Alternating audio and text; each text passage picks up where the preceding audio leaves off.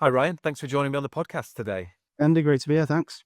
So, Ryan, this is quite a unique episode for us and our listeners because you are a member of the Together Finance team, and very rare that we get to sit down and have conversations like this and perhaps get the insight that I'm hoping to get today from the banks and the lenders, which is obviously such a critical part of what we as investors, need to be able to engineer into our deals to make everything work. So, Ryan, perhaps before we get kicked off, could you introduce yourself, what your role is at Together Finance, and perhaps tell us a little bit more about Together Finance, what it is that you guys do, and perhaps how you're a little bit different to the traditional lenders? Yeah, absolutely. So I'll start with Together first. We've been in the lending business for 50 years now.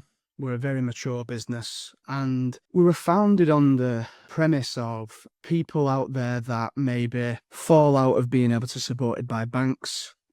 People that have a lot of ambition in what they want to achieve, but need a finance partner that is willing to understand their circumstances, spend time to build a relationship with them, and really understand their ambitions and support them. And what I mean by that is that, particularly over the last 15 years, the role of the digital environment has become more prominent in the financial services industry. And a lot of the big banks have removed people out of their processes, which can create problem for investors because they need to be able to engage with a lending provider, engage with people that have common sense and are willing to listen to them and, again, understand their ambitions and what they're trying to achieve. And we've noticed that that's been very different over the last 10 to 15 years in mainstream banking. And, this isn't me kind of saying that their model is wrong.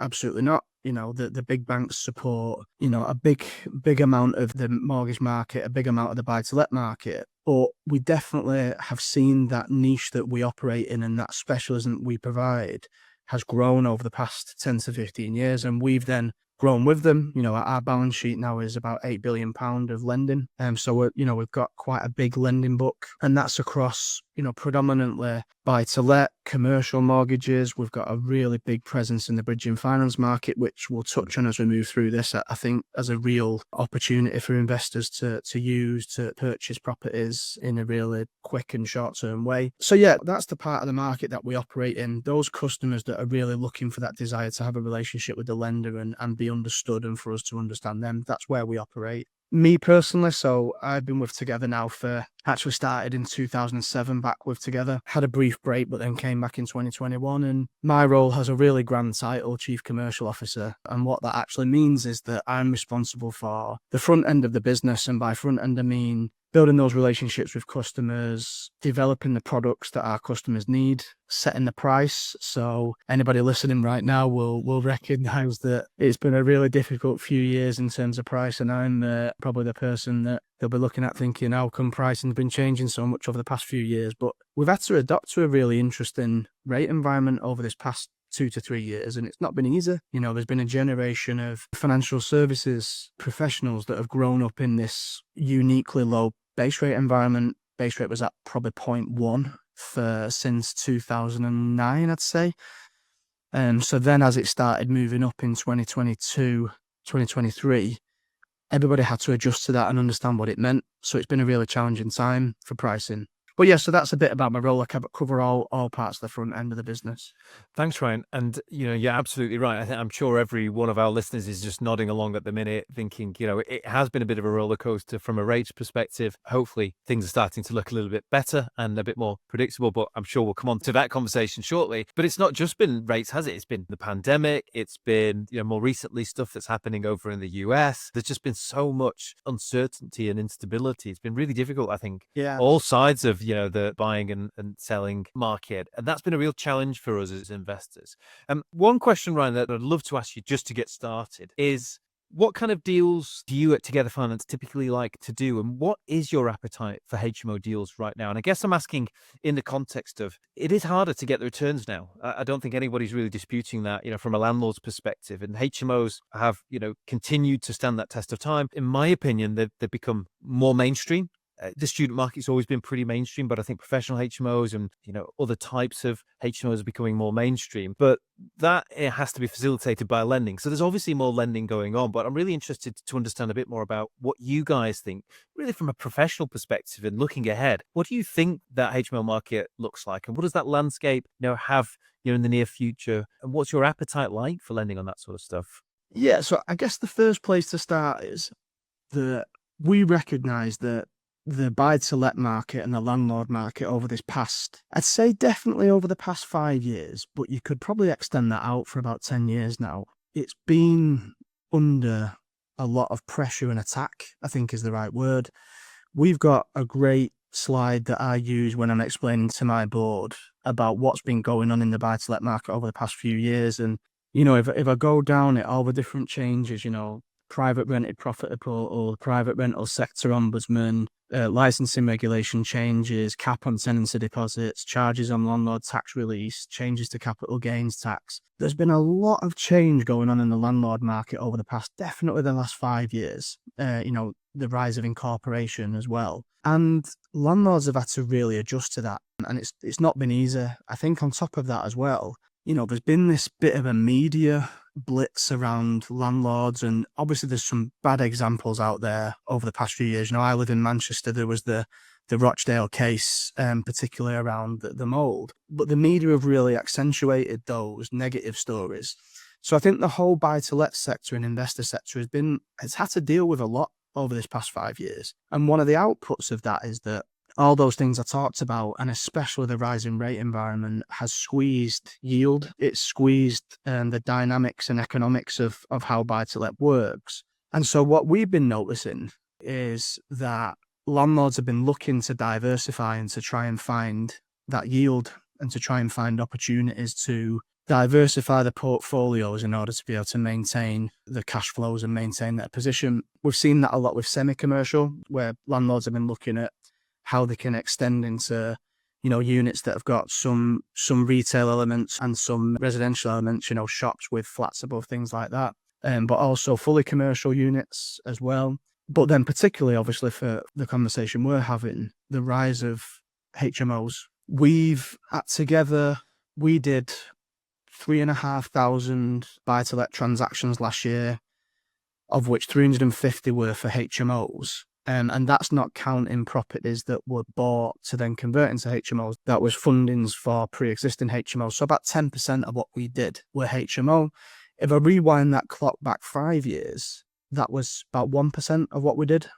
And so over this past 5 years, we've seen a real move and a real shift of customers out there, again, diversifying portfolios. And that's a trend that we're expecting to see continue over this next 5 years. Not just in HMOs, in semi-commercial and commercial as well. We're definitely seeing landlords trying to move into different markets to try and find yield. From the lender's perspective, that's great for us, because obviously the number one thing from a lender is making sure that a buy-to-let portfolio or a commercial portfolio is self-funding. So that race to yield and that diversification of portfolio is something that we're really keen to see, because we want to make sure that landlords are taking on assets that can fund the mortgage that sits in the background.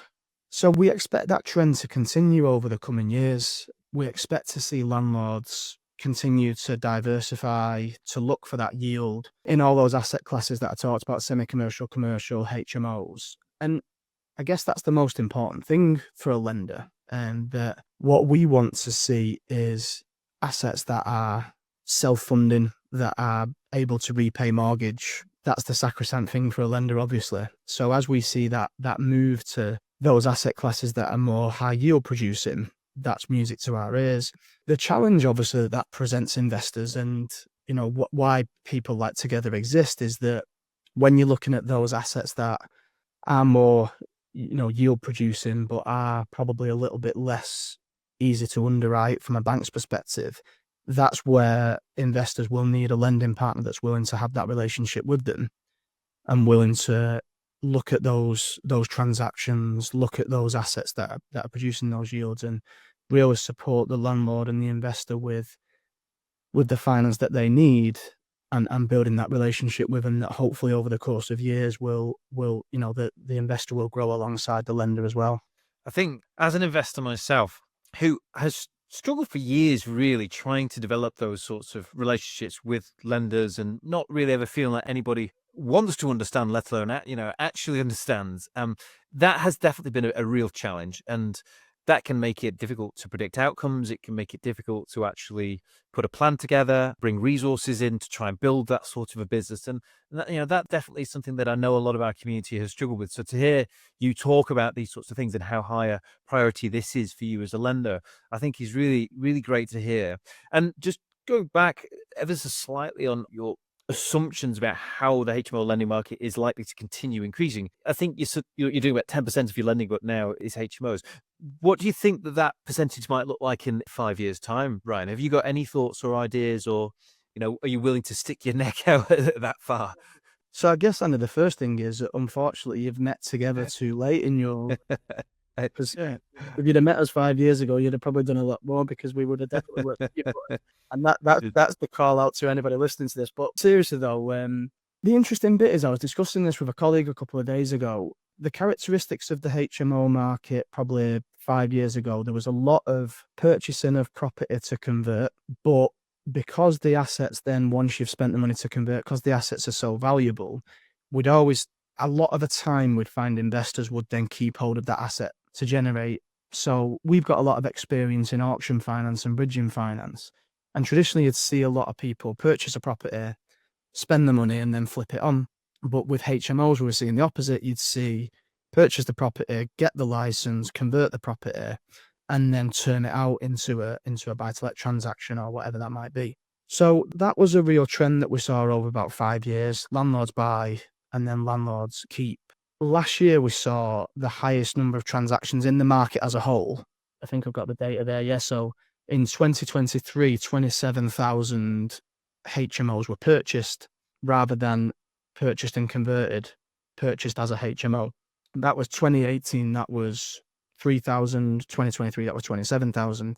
So we're now seeing that secondary market start to come through, where maybe the original investor has held the asset for 5 years and is now looking to exit because, whatever, they've decided to move on and do something different. So that secondary market is now starting to really come through, which we wasn't seeing at the start. So we're anticipating HMO market will grow quite significantly over the next 5 years. So as a proportion of our book, my actual ambition is that we grow the whole buy-to-let book so that HMOs remain 10%, and I'm doing 10% of a much bigger number. That's always the aspiration. But I do anticipate that HMOs will become a bigger part of our book, because we're seeing a lot of growth there and we're seeing landlords transition to it. But in terms of the market as a whole, I think our estimation is we'll see probably 10% growth, compounded annual growth over the next 5 years. We'll see it really, really growing and picking up. And that's two reasons. The first one is that move to yield, but the second one is definitely that secondary market, investors now buying previously converted HMOs from previous investors. We're definitely seeing that come through. It's interesting, and I think what I've definitely noticed and observed over the last 5 years is the real professionalization of the sector, the whole buy-to-let sector. A lot of people have been pushed out. More people who've come in have done so with very big ambitions. We're seeing sort of large funds and even the banks enter the space now. And your average landlord who wants to stay in the game is really, I think, having no choice other than to really sort of professionalize their business.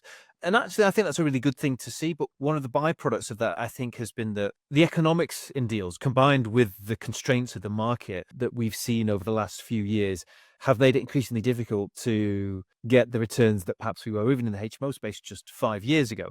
And that's something that I suspect is going to continue as more people continue to enter the market. So I'm really interested, and from your perspective, Ryan, what do you guys think a good deal looks like? Because we can ask our community members and investors, and often what we see is quite a high benchmark on what the returns and expectations should be from HMO, but sometimes a real challenge in actually getting lenders to buy into that at first. And it's not to say that lenders are wrong. We know that banks sell risk, but sometimes I think investors' expectations can actually be a little bit too high, and there's got to be that balance that's found. So I'm just interested to understand from your perspective as a lender, what does a good deal look like? And I suspect it may well be more than just the numbers on the page as well. Yeah. So in my mind, I'll go right back to the fundamental problem that trying to be solved here, because I love what you were saying then about the professionalization, and I think that's been a massive benefit of changes over the past few years. I think landlords have professionalized. I think the dinner party landlord is now becoming less and less prevalent in the market, and I think that's a good thing. But fundamentally, what's actually trying to be solved here is that good quality housing needs to be there for the end tenant. The UK has a housing shortage crisis, and that's existed now for a long time. I think the government's ambition to build 300,000 houses per year, I think has been their ambition since I was born in 1986, as far as I can tell. And they've never achieved it. And that's the actual problem that needs to be solved. Good quality housing for the end tenant. So what does a good deal look like? Well, for us, a good deal looks like a landlord and an investor that has a good understanding of what the local market needs in their area for that end tenant. A bad investor for us is someone that has no thought process and regard for what the end tenant needs from that accommodation. We love dealing with investors and landlords that they put front of mind, this is the market that I operate in, this is the local market that I understand, and this is what I know tenants need from housing in that area. If a landlord opens their pitch to us talking about the end tenant and talking about what housing is needed to be provided for tenants in their area, that is a great start to a pitch for us. After that, obviously, we're very interested in the value of the property. We're very interested in the scheme, the development, what the investor's ambition is for what the property is going to look and feel. Obviously, we're interested in all that 100%. But we love it when investors open their pitch with, this is what my area needs and this is what the tenants need in my area, and I'm going to provide that. Too often, again, we've seen investors think, build it and they will come. If I build this scheme in this area, well, it doesn't matter. I don't need to do my research, because as long as I build what I think is quality, then people will come. That is not the right attitude, and that is definitely not the way of opening up the conversation with us. We're always interested in that local knowledge and what the end tenant needs. I think that's a wonderful bit of insight from your side of the deal. And just a little tip for all of our listeners today, something that I've done for a long time with new mortgage applications, refinance applications, is that I've submitted a business plan with it. And that business plan tells the lender and that person who's looking at my application a bit more about me and my business and my objective, my history and CV.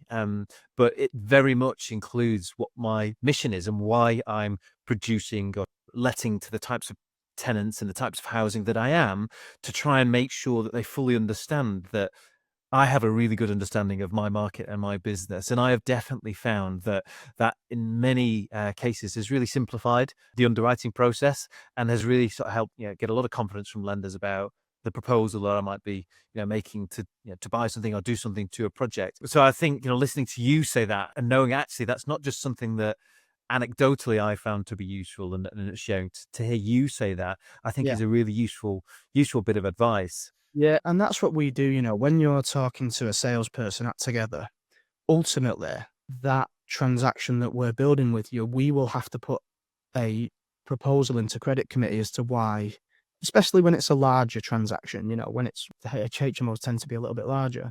But we are explaining that to our credit committee. We are talking about what the customer's ambition is, what they're trying to achieve. We obviously have to talk about the nuts and bolts of, this is the purchase price, this is what the customer's putting in, this is what the scheme build looks like, this is what the GDVs, and we obviously do all that. But we open up with exactly what you're describing. What is this customer trying to achieve? What are they ultimately trying to achieve in the longer term? That is what the credit committee are wanting to hear. So whenever a customer helps us do our work for us is obviously a big help. It is obviously a big bonus for us. One of the challenges, Ryan, that I know, again, a lot of our investors in our community often struggle with is trying to predict the outcome of what that end valuation will be. It's a challenge for everybody. But if you're buying a property that needs a scheme of works with a view to then maybe getting a license on it, getting the tenants and getting it up and running, there's a real question mark on what that asset is really worth. And I think it's probably fair to say there's always going to be an element of optimism, I would say, from an investor's side. And I think it's probably fair to say there is an element of pessimism, usually taken, from the valuer's side. Or certainly they're looking for, any plausible reason why actually there might be a challenge. But I'd be interested to hear where Together sit with this and whether or not you have any advice to share with our listeners about how to approach trying to determine what the end valuation could be. Because we see questions like this flying around the community all the time. You're trying to establish, what do you think a 6-bed HMO with this sort of rental yield might be worth in this sort of area? And it's a difficult one to answer, but I just wondered whether there's any insight that you could share and even any advice from a lender's perspective about how a community could approach this part of the process. Yeah, okay. So the best advice that I can give is, and it's probably going back a little bit to the start, is that relationship with your lender is key. So at Together, we have internal valuers. We will obviously use the external valuation that's been instructed to understand purchase price, to understand overview of the works and form an opinion on what we think that NGDV will be. Because if you can't, external valuers understand the market, they understand the local knowledge that they operate within, so you'll never get away from that. But we have internal valuers which have got vast amounts of experience that can then understand that, digest it, and importantly then engage the customer to understand what their plans are, what they think their scheme of work is. So I guess the biggest piece of advice that I can give, and it's not my area of expertise, and the credit teams sit separately to me, but the biggest piece of advice that I can give is start that conversation early with your lender, start that engagement, and help the lender understand your perspective, your point of view, and help the lender understand the vision of what you're trying to achieve. That early engagement with your lender, I think, is key, because especially with a lender like Together, and I don't speak for every lender in the market because we do operate in a market that we can spend the time to do this, but having that engagement and that two-way conversation from as early as you can in the process will just reap rewards, not for that transaction, well, it will for that transaction, but more importantly for the long-term relationship, because we want investors to succeed in the long term. We want them to achieve their longer term ambitions, and we'll only do that by having that early engagement. I think to add to that as well, a bit of advice and again, just some first-hand experience. When I've been approaching a lender with a scheme that does need a complete refurbishment, maybe reconfiguration, maybe there's going to be quite a bit of change to it, I found that conversation to be much easier if I've given them detailed plans. I've actually been able to demonstrate physically what we're proposing to do. If I've been able to give them quite a thorough breakdown, perhaps not the final schedule of works, which may take a bit of time to get to with a contractor, but a thorough proposal in terms of the scheme of works that's being planned on the property, and to try and really help make sure that the lender and the valuer and everybody involved really understands exactly what's happening. And again, to demonstrate that all of that thought has gone into it, there's reasoning behind the costings, and there is, a method to actually getting to the end objective. And sometimes just a simple pack of information just to supplement an application, I found that, could be really helpful and avoid lots of back and forth and the risk of things getting lost in translation, which I think is quite easier. Some of these schemes can be quite complicated and there can be a lot going on. So just an extra little bit of advice from me there. Let's talk a little bit about the market more broadly speaking, Ryan. You highlighted and touched on some of the real challenges that we've had recently. And actually, I think we could go right back down to sort of Labour bringing in the tax changes quite some time ago, and the real struggles that have sort of been put on to landlords. And there does still seem to be this narrative, the NIMBY narrative, that landlords are the reason we have a housing crisis. I'm interested to know what you think the next 5 years in terms of sort of maybe political pressures, and we're seeing the government talk more about build to rent and trying to relax the strings on the planning system. I'm sure this is the sort of thing that you guys are really, tuned into, but I do wonder whether or not you think there's anything material likely to come out of lots of the discussions that are happening at the minute, and whether or not that will actually have an impact on the property market. Because a lot of our community members are, depending on what sort of tabloid you read, one day wondering whether there's going to be a crash, the next day, wondering whether, they should buy. So really interested just to understand what you think might happen and, with sort of Labour at the minute and some of the sort of political pressures that we're seeing and talks that are happening. Yeah, I mean, the most interesting development, I think, since Labour took over, and there's been a lot, obviously the world's very different than it was last summer, to say the least, but the most interesting development that we are fascinated to see how plays out is this deregulation agenda. Obviously, in the financial services space, that for us is, things like what does that look like for mortgage lending and the FCA, etc. But more broader than that, this deregulation agenda, let's see how that plays out. You've mentioned planning. You've mentioned some of the pieces of regulation, or I mentioned Amelia, sorry, some of the regulation that's come in over the past few years. The EPC agenda, that seems to be now back amongst the conversation about minimum EPC ratings by certain dates. It's going to be really interesting to see how that plays out, because I actually think that Labour have got to the root of what needs to change. It's just whether or not we can deliver the change as quickly as we need to. So, regulation and compliance can be a massive benefit to helping people understand the rules of the game, deliver an economy that is safe, secure, all the positive sides of it. But I do think that in certain areas we've gone too far over the past 5 to 10 years. So it's going to be really interesting to see how that plays out, because I do genuinely believe they've got to the root of where change needs to be. But how they then deliver that is interesting. And they announced it kind of December last year, I think, the first time they started really talking about it. We're now in June. I've not seen much in terms of progress. I'm sure there has been in lower levels, but those big ones, planning and regulation around landlords, there's not really been much movement, and it'd be interesting to see how that plays out. Now, the thing that I would say is, as much as none of us are immune to the macro and geopolitical events that happen, whether it be in Ukraine, Russia, or whether it be Trump's trade tariffs, none of us are immune to that. But I do think things are a lot more stable. So if I look back into 2022 with the mini budget, 2023 definitely in the start of 2024, during that period, that the very British thing that we all did was go, this, we'll get through this and we'll adjust and we'll adapt to this new economic environment. But things were really tough in that period, especially 2023. House prices spent all the year in the negative territory. Mortgage approvals were at the lowest since 2010 during that period. So looking back at that now, it was a really tough time. So when you put the period that we're going through in the first half of 2025, when you put that into context of where we were, I think things are a lot more stable. There is a lot more confidence in the market. In terms of the mortgage market, obviously where I play the most, swap rates are what mortgage lenders use to price fixed rate mortgages. Effectively, for anybody that doesn't know what a swap rate is, a swap is a financial instrument that mortgage lenders buy to hedge their books. But more simplistically than that, when you look at a swap rate, that is effectively the average base rate that the market expects over a period of time. So a 2-year swap and a 5-year swap. A 2-year swap is the average of base rate over 2 years. A 5-year is the average of base rate over 5 years. The 2-year swap and the 5-year swap at the moment are pretty much identically priced, which tells us that the market believes that base rate will be pretty consistent over the next 2 to 5 years.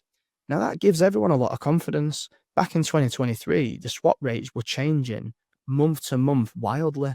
So I just feel like at the moment, there's a lot more confidence in the UK market. We've just done that trade deal with the US, which whether or not it's a good or bad trade deal, the fact is we've done it. So that again gives the UK economy a lot more confidence. So I definitely feel like heading into the second half of 2025, that word confidence is definitely something that we've had now that we maybe haven't had over the past couple of years. And we just want to make sure we're there to support those investors that will take advantage of that confidence and will feel the opportunity to invest. We want to make sure we're there to support. I think it's great to highlight just how important that feature of confidence actually is as an investor. It's very easy when you're looking at deals and looking at methods of building your portfolio to get really quite focused on the numbers, and in some cases chase that number around the country and look for deals that deliver it. And often that doesn't yield the results that investors want in terms of maybe giving them a supplementary income source, giving them time back. Because if you end up chasing things around the country or investing a long way away, it can be quite difficult to run and manage that sort of thing, where actually the predictability, and I think in some cases, just saying, I might not get as much as I was hoping out of this deal, because rates are what they are, bill costs are what they are, utility costs are what they are, but it's probably going to work really well, especially over the long term. And it's in a really good area, and I'm doing a really good thing and providing really good housing. And inflation is probably going to erode that debt over time. And I think that more investors need to think a little bit like that and just take a little bit of focus off the numbers, because I think it's very difficult. It's a sort of a bit of a tightrope to walk, just if you're overly focused on what that kind of net number is. And deals have changed, the market's changed a little bit, but there are some positives right now, and I completely agree with you, Ryan. And it's Yeah.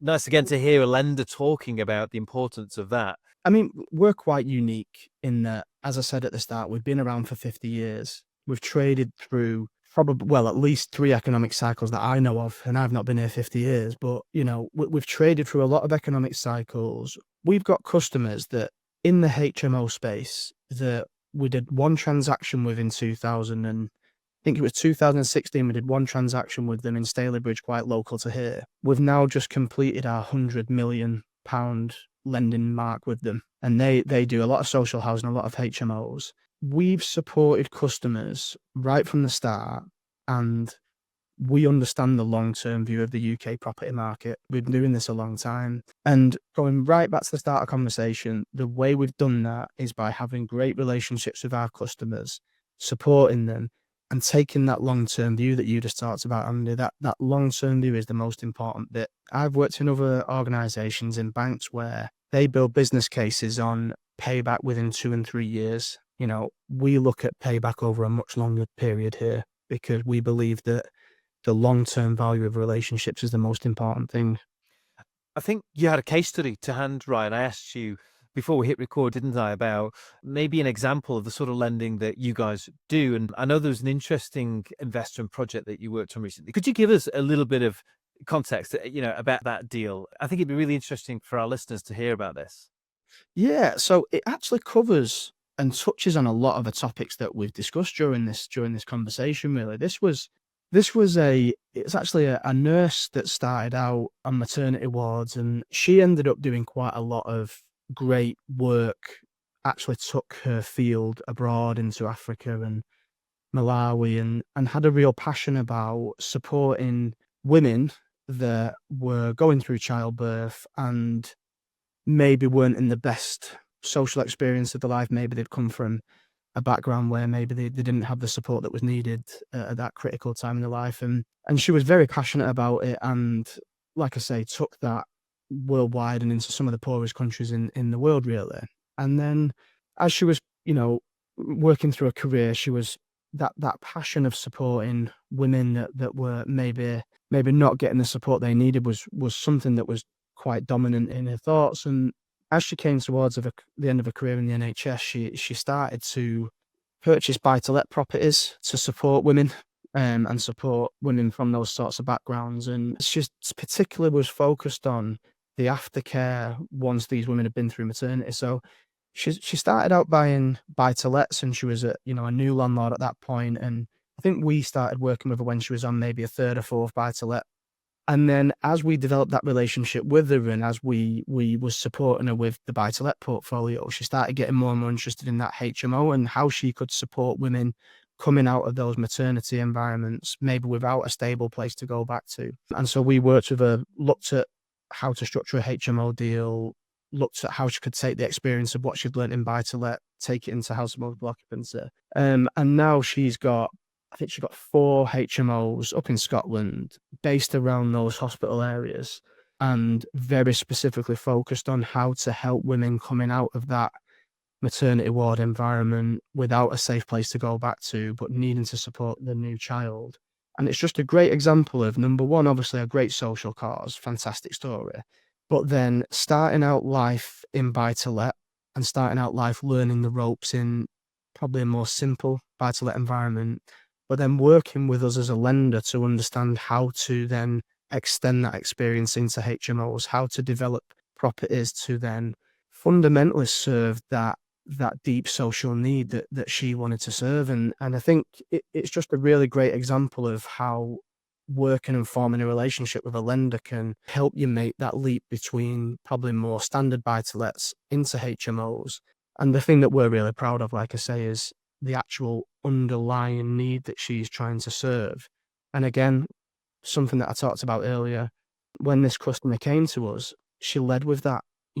The thing that we wanted to really support with was what she was trying to deliver for the community, not just, I'm building a HMO because, I think I can get better yield out of this property. She came to us with the underlying need and what she was trying to achieve, which I think we're really proud of supporting with. What a fantastic example, Ryan. Thank you for sharing that with us.